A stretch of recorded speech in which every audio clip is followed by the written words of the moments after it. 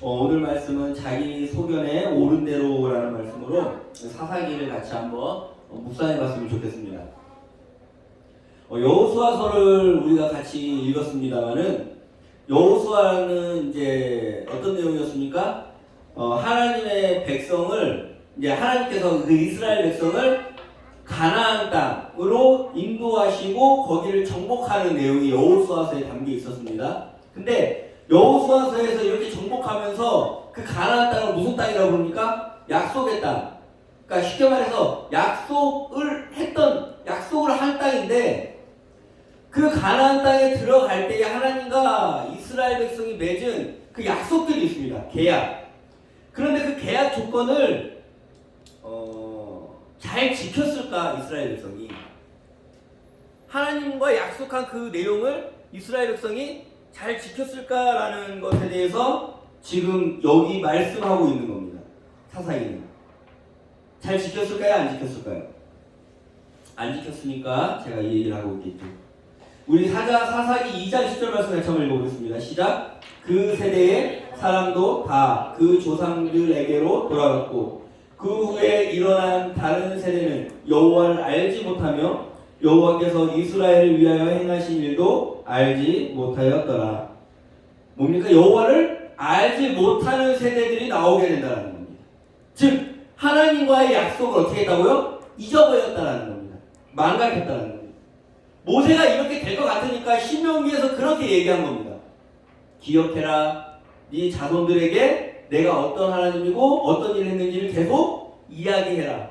네 머리에 띠를 붙이고 네 손목에 띠를 두르고 계속 그 말씀들을 묵상하면서 문에 집에 들어오거나 나올 때에 그 문설주에 붙여가지고 항상 하나님의 말씀을 들리게 하고 기억하게 하는 것이 왜 그런지 이제 아시겠습니까?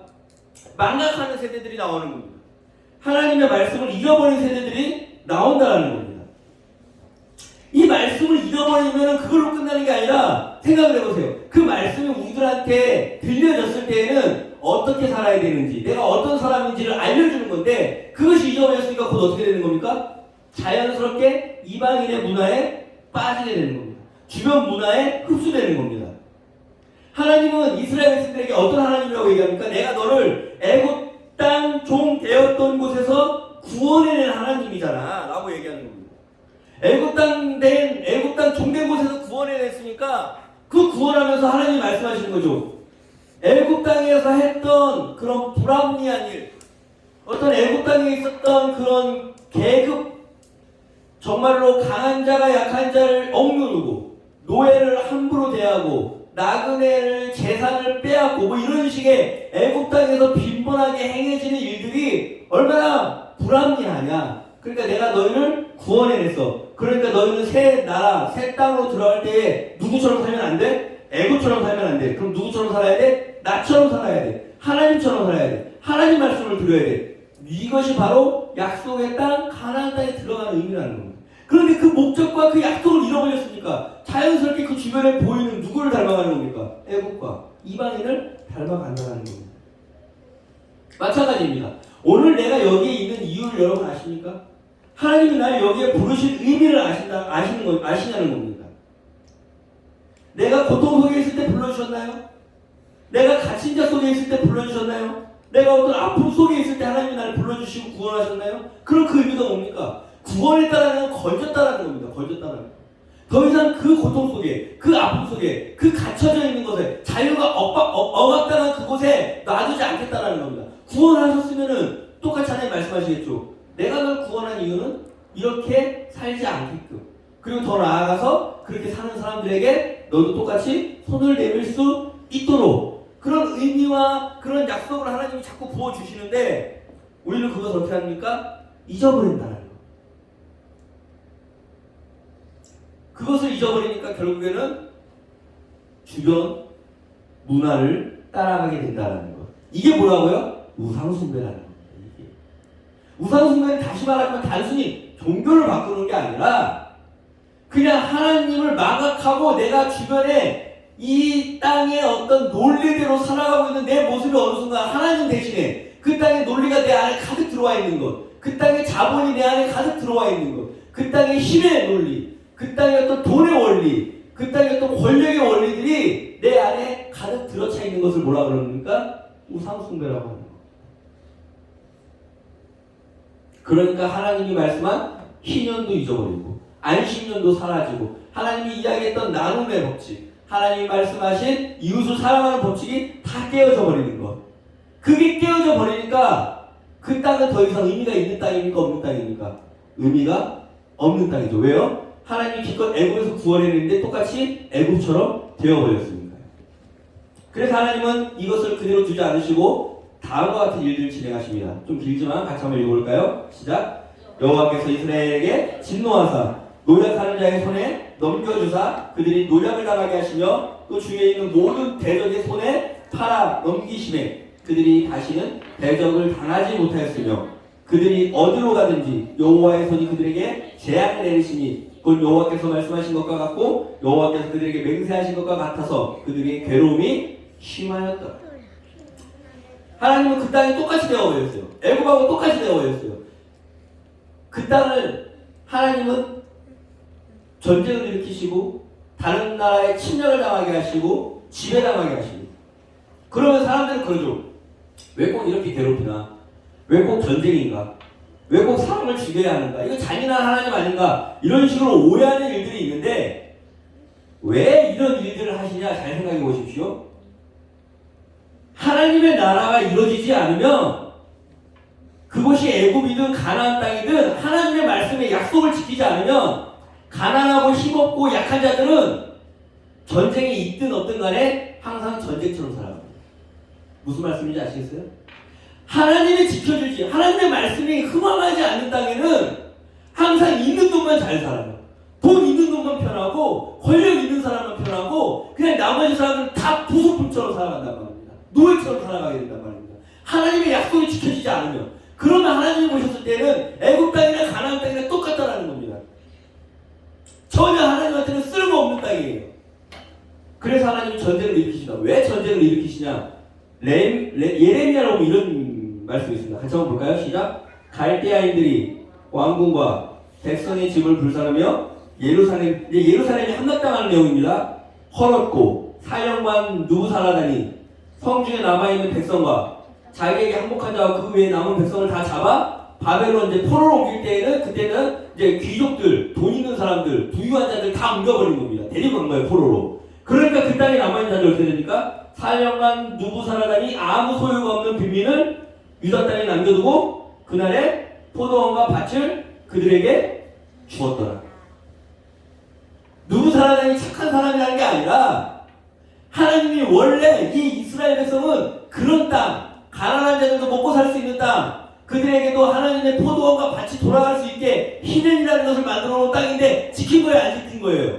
안 지킨 거니까 다른 나라를 통하여 쓸어버리는 겁니다. 그렇게 쓸었을 때에 강제적으로나마 잠깐 불안전하지만은 어떤 일들이 일어납니까? 가난한 자들이 숨을 쉬는 겁니다. 억지로 희년이 일어나는 겁니다. 억지로 안식을 취하게 하는 겁니다. 이게 무슨 말입니까? 하나님이 말씀하신 그 약속이 지켜지지 않을 때는 어떻게 하시나? 하나님이 강제로 철거하신다는 겁니다.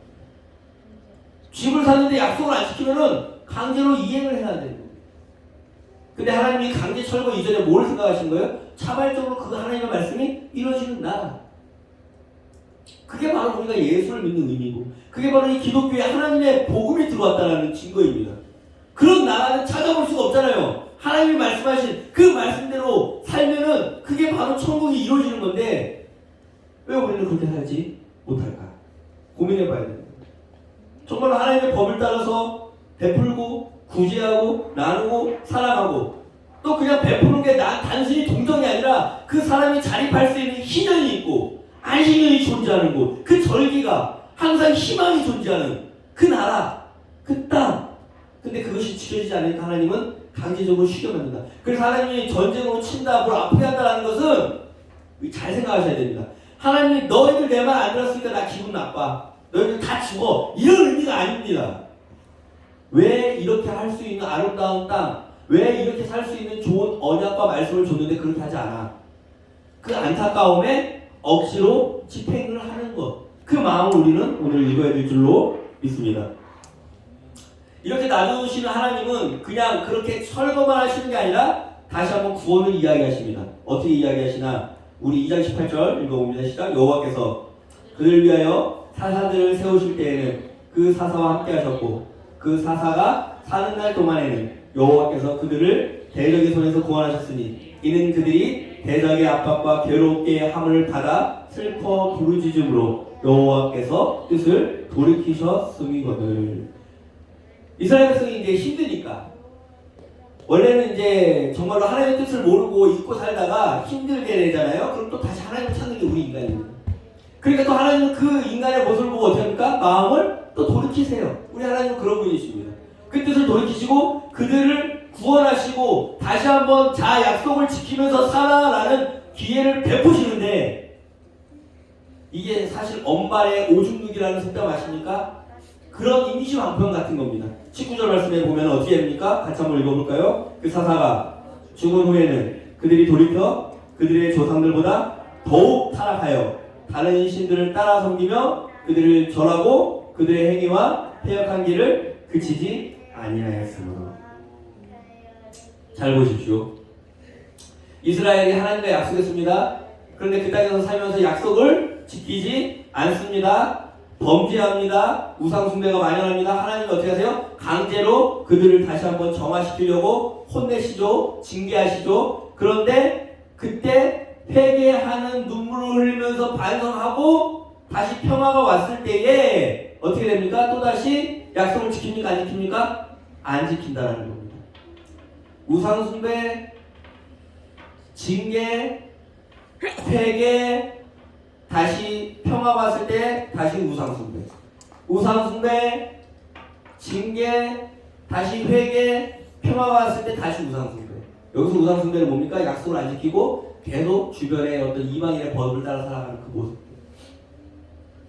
사사가 올 때만 잠깐 이런 패턴들이 일어나는데, 중요한 건 사사기에 사사가 몇 명이 나옵니까? 12명이 나옵니다. 12명의 사사가 와가지고 다시 깨닫게 하고 회개하고 눈물 흘리고 다시 한번 잘 살겠다고 약속을 하지만, 그 12번의 사사가 다 어떤 패턴이에요? 또다시 우상숭배, 징계, 회개, 우상숭배, 또다시 징계, 회개, 우상숭배, 또다시 징계, 회개, 우상숭배. 이것을 12번 하는 것. 이렇게 계속 인간들이 하나님의 약속을 지키지 않는 것을 반복하는 것. 이것을 보여주는 책이 뭐라고요? 사사기라는 겁니다.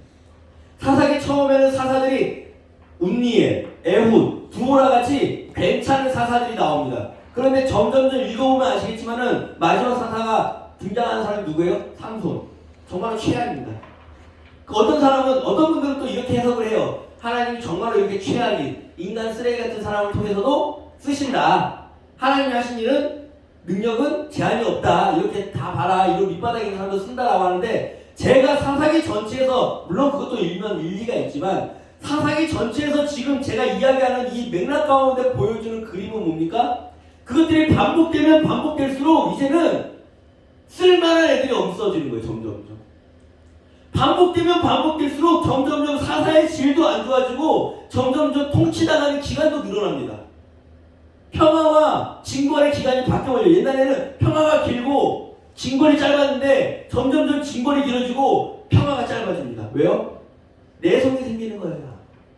반복. 하나님은 그 마음이 정말로 자비로우시고 은혜가 많으셔서 또 참으시고 용서하고 또 참으시고 용서하지만은, 여러분 자꾸 우리 하나님은 다 용서해 괜찮아 라는 게 좋은 게 아니라 점점점 질이 안 좋아진다라니까요. 삼손 보세요. 삼손이 마치 이스라엘의 마지막 모습을 보여주는 것 같습니다. 어떻게요? 점점점 질이 안 좋아지는데 그 바보 같은 짓을 또 하죠. 삼손과 들릴라가 뭐합니까? 그 당신의 힘의 원천이 어디입니까? 라고 물어봤을 때에 한 두 번 그렇게 당하면 바보라도 알잖아요.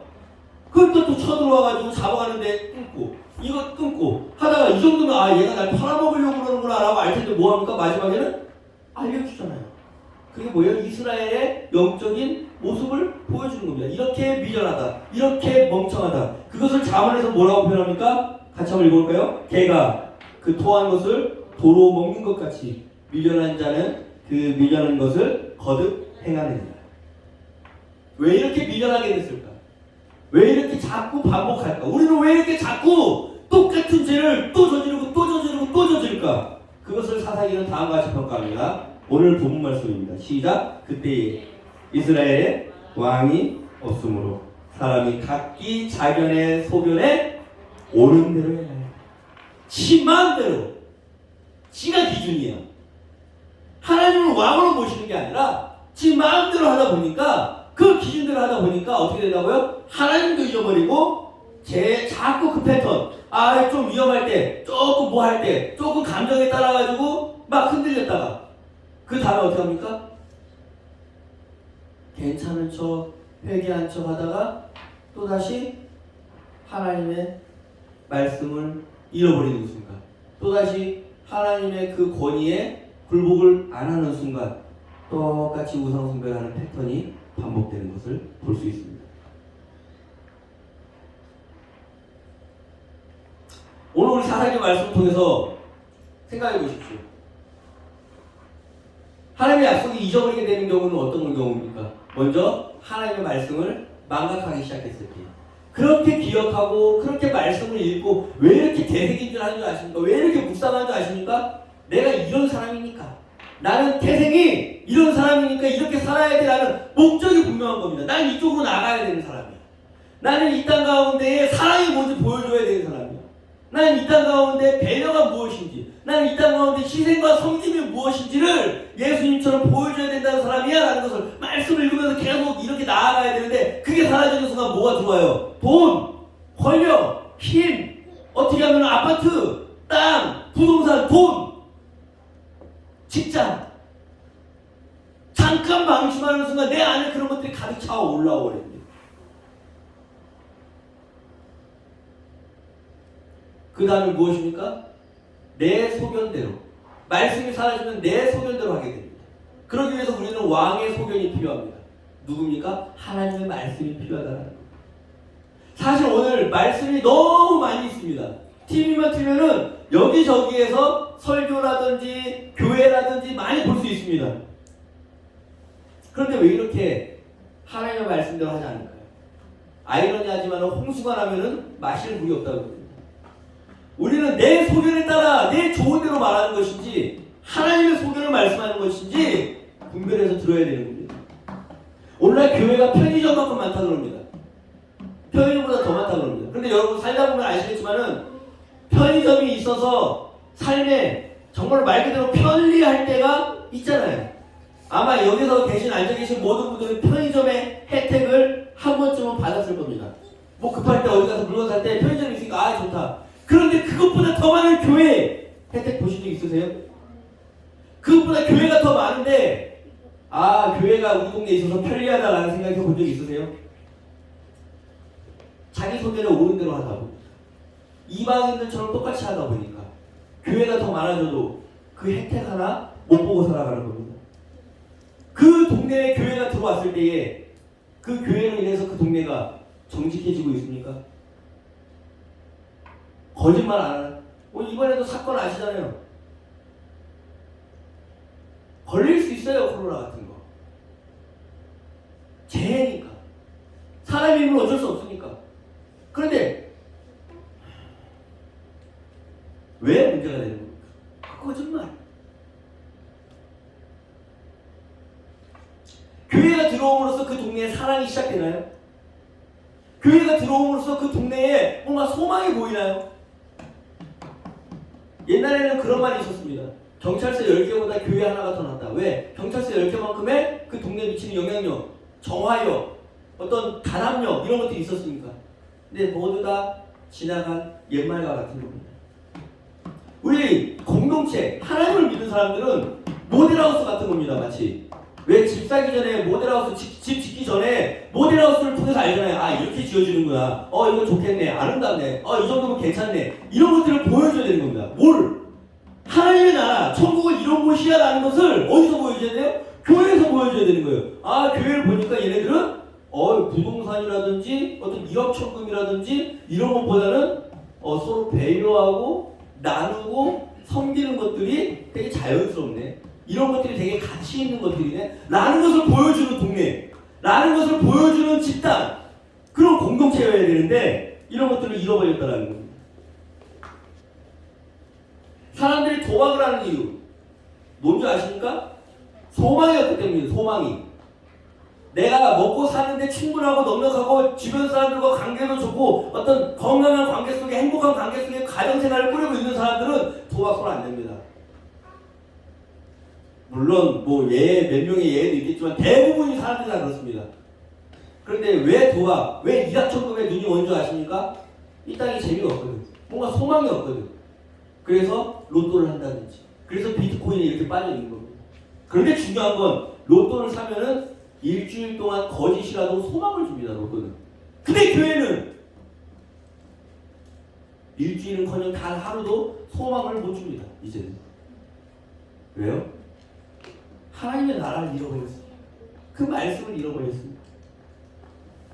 우리는 이제 교회를 소개할 희망이 없습니다. 힘이 없습니다. 하나님의 나라를 소개할 힘을 잃어버렸습니다. 다시 우리 마음을 다잡아야 될 때라고 믿습니다. 정말 하나님을 망각하지 마십시오. 하나님을 잃어버리지 말고 그 말씀 가운데 정말로 푹 젖어 사시기 바랍니다.